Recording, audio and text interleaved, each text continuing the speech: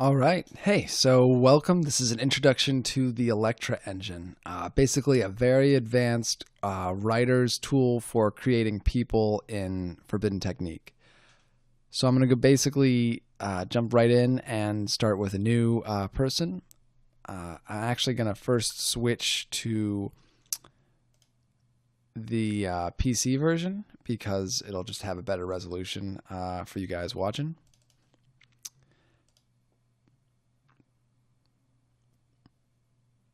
I'm going to go ahead and hit new, and it'll jump me right into the name of the person. So I'm going to type in Julia is going to be the name of the character that I'm building today. And basically, there's a bunch of settings for what she likes, dislikes, what she's attracted to, and how she deals with conflict. And you can pop up the question mark in front of each one to get a little bit more info on how they all work. But basically, what's going on, if you hit the calculator button, you can actually see the variable names that are down here and kind of what they do.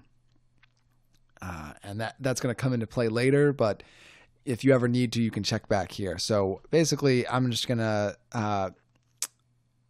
set it in a, kind of feeling it out sort of sense. So what she likes the most, I'm going to say that she likes unique things. And then after that, she likes smart people.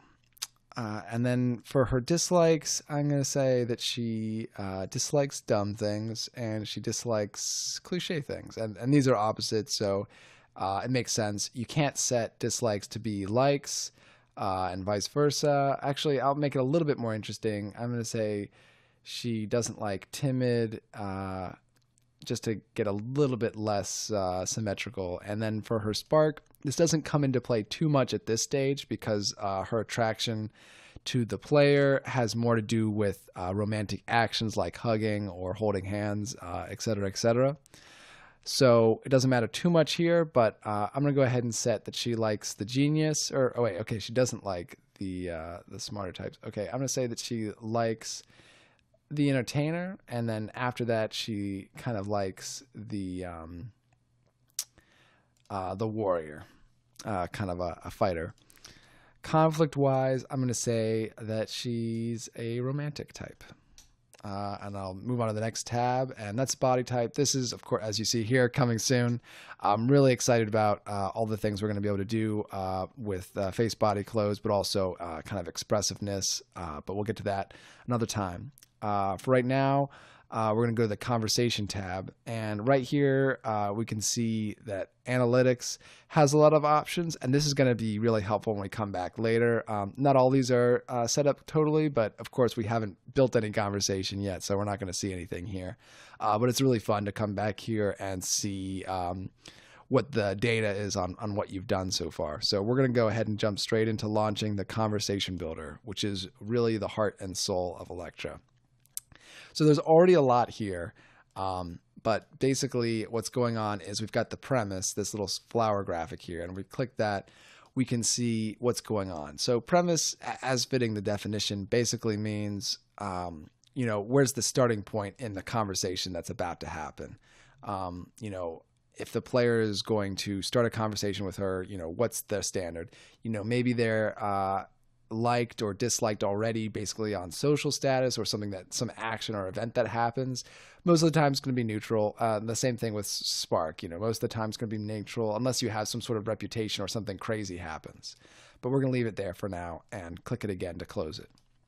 So as it says here, we left click to drag and then right click to create. And that's going to create, this is our kind of like core building block of the conversation system. So we can see the kind of the dotted lines going around the monotone.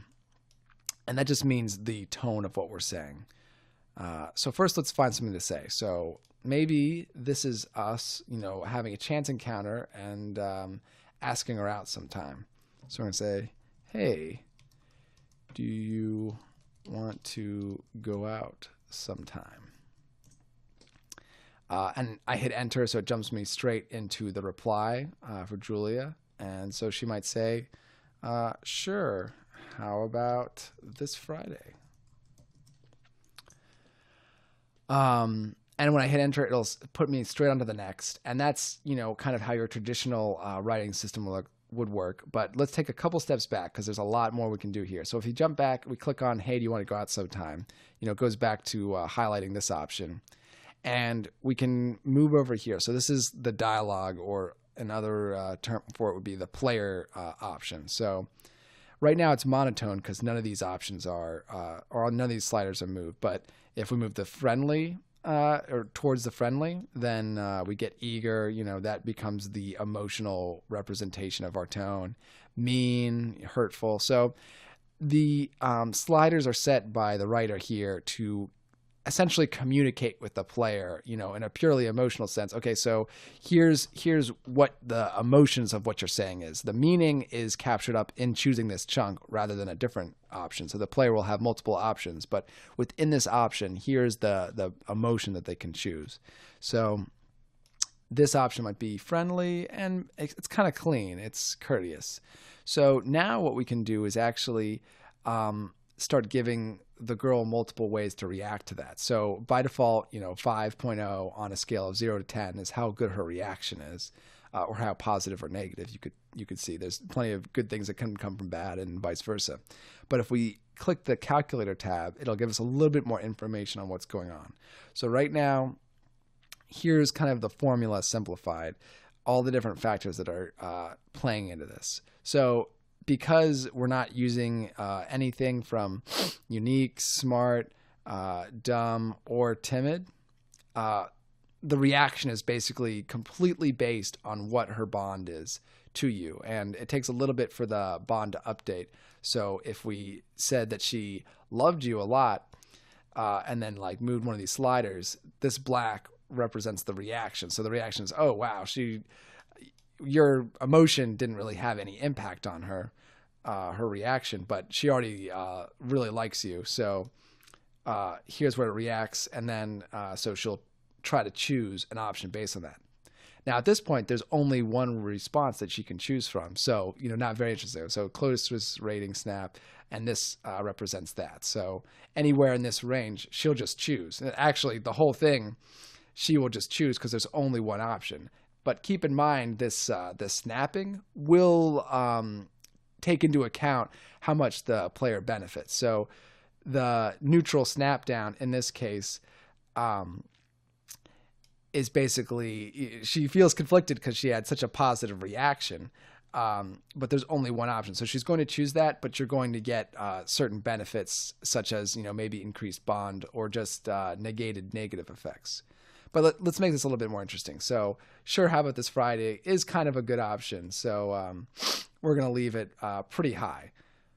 Now, if we hit this, we can actually add a different reply. So this is where it gets really cool. So maybe in this case, this is kind of a ballsy question, asking someone out, in effect really has two extremes. Now there might be one in the middle, which is like, oh, let me think about it, or I don't know. But classically, girls usually either say yes or no. So let's make this fairly terrible no. So maybe she says, wow, I can't believe you just asked me out. Gross. Now that is a pretty terrible response. And if I just click at anywhere, it'll save that. And I can switch between them by just clicking here. But what we'll notice here is because she really likes us, our bond is really high. The reaction comes out here, and our emotion, our tone choice isn't really having any impact. So it's going to go towards the greater option. So sure, how about this Friday? Now, if we were to offer the player a different tone option, so by expanding this menu here, we can add, let's find the tone that doesn't work, and then we can figure out what to type for it. It's kind of a reverse engineering. So if we jump into this and we figure out, okay, she really hates dumb and timid things, so let's just crank up the dumb and crank up the timid. So now it's, as you can see, the snap is going down to the 1.6 option. So, and the emotional combination here is helpless, which fits the timid and dumb combination. So maybe a helpless way to ask someone out. And it's important is these tones share the same meaning, but they're just different ways of saying it. So the helpless option could be, I just really wish someone would ask me out. No one seems to ever take an interest in me. Now that might not perfectly fit the dumb and timid, but it's, close, something like that.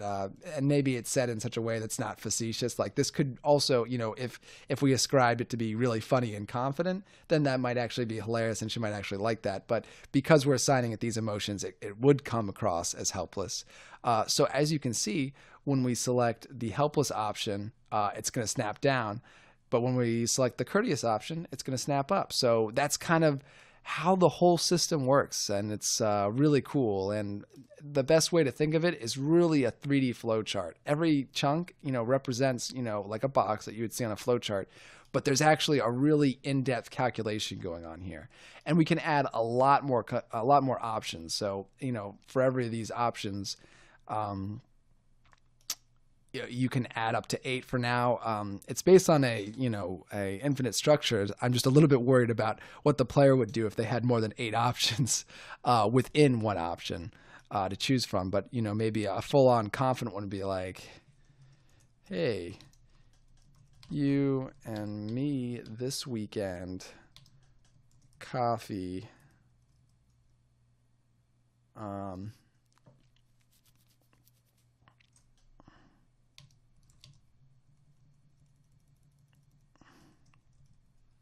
breakfast at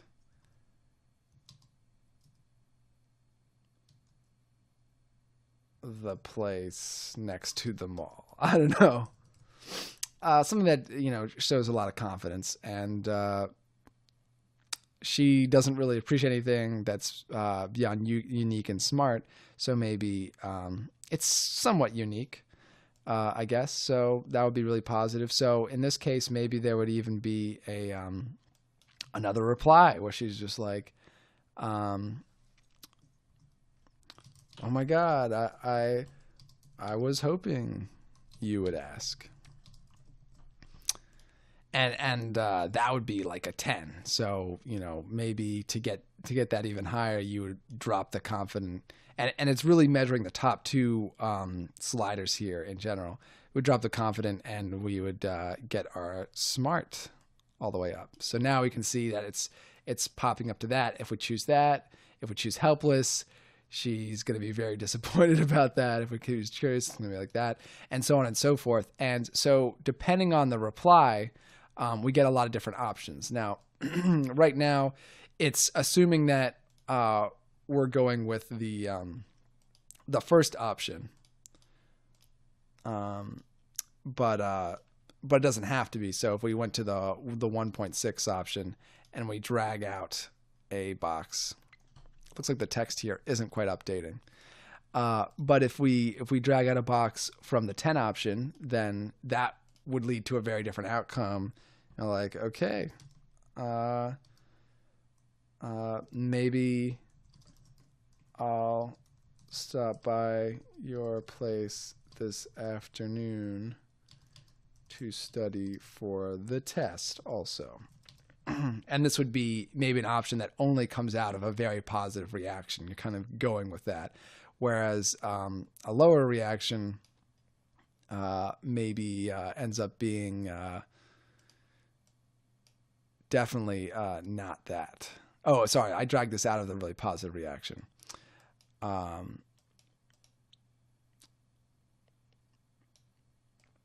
I'm just going to copy that out and say,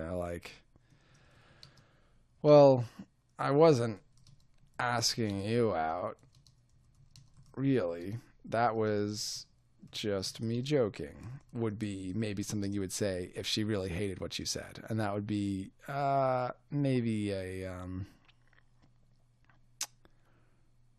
mean and, rude or cliche kind of a thing going on here. And then from the higher option.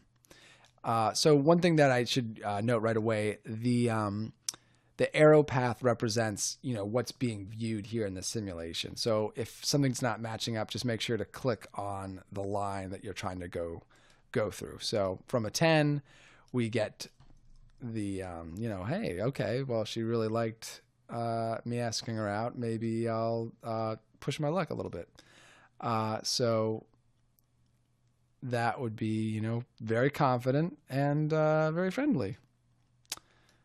And then you kind of go on from there. You can add some complexity, and that's one of the great things is it's works off of this system. So you don't have to add complexity. You can go straight to her reaction and be like, "Sounds great," and just keep going.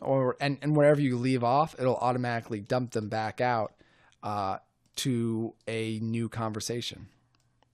So you can just start new conversations. You can start as many as you want. So maybe instead of asking her out, it's a little bit ballsy. Pick a safer option, like, I noticed you were falling asleep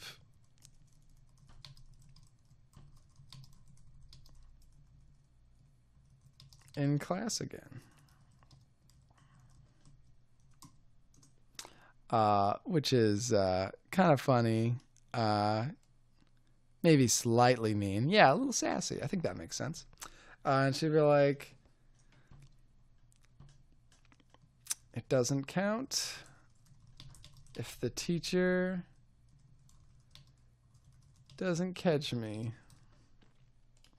And maybe, you would, if you hit enter, it'll quick go to the next one. You mean if the teacher doesn't say anything, you, not anyone, missed your snoring, or I don't know, but you see what I mean. You can, kind of keep going, and every separate kind of tree, if that makes sense, works here, and you can add a lot of branches. And in order to work with them, you have to reassign the premise because it's all tied to the simulation window to kind of understand what's going on. So, from the 10 option, you might have a couple choices, and all these choices branching out of her reply represent the player's macro choice. So maybe instead of going straight to, trying to talk her into studying that afternoon, you have something else. And so what I was just doing, if you hold down shift, it'll pop up kind of big boxes that allow you to move something around. And sometimes the text will show up if you fill out the meaning box. So if we click this button here, you'll see the meaning. So the first thing we're doing is asking her out. So we could say, "Hey, do you want to go out sometime?" And that would be more or less representative of these options. Let's go with the creative one. So assuming that went to a 10, then we would have all these responses as the player. So I can ask her, I can talk about stopping by in the afternoon for the test. I can talk about something else like, "Awesome, sounds good, see you then."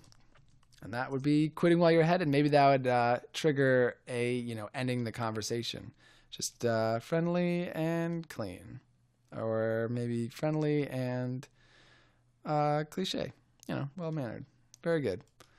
And so that's how it all works. And at this point, and you can hit this arrow here to bump up that window to give you a little extra room to kind of feel out the flow a little bit better, so you can preview things a little easier. And then when you reconnect from the top of the route, you need to click the lines to kind of cycle through what's going on, and then you can scroll through, which is really cool. And of course, you can slide that back down to give you some more space. You can zoom out, and if you fill out the meaning, then it's a little bit easier to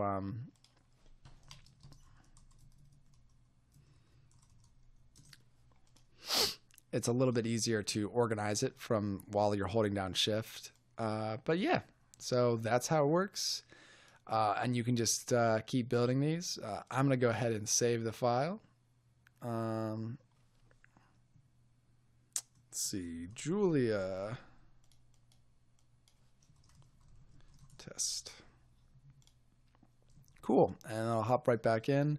And if I go back, I should be able to go to that. That should save all my things there. Yep.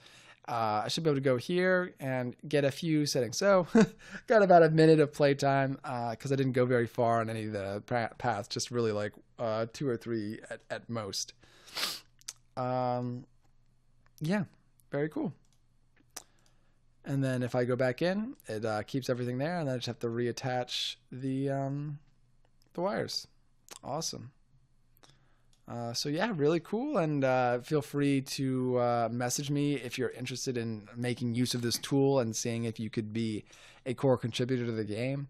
I'm really excited about what could be accomplished here, and this is really just skimming the surface of what you can do. So definitely check it out, and look forward to seeing or playing some of the stuff that you guys come up with. Have a great day.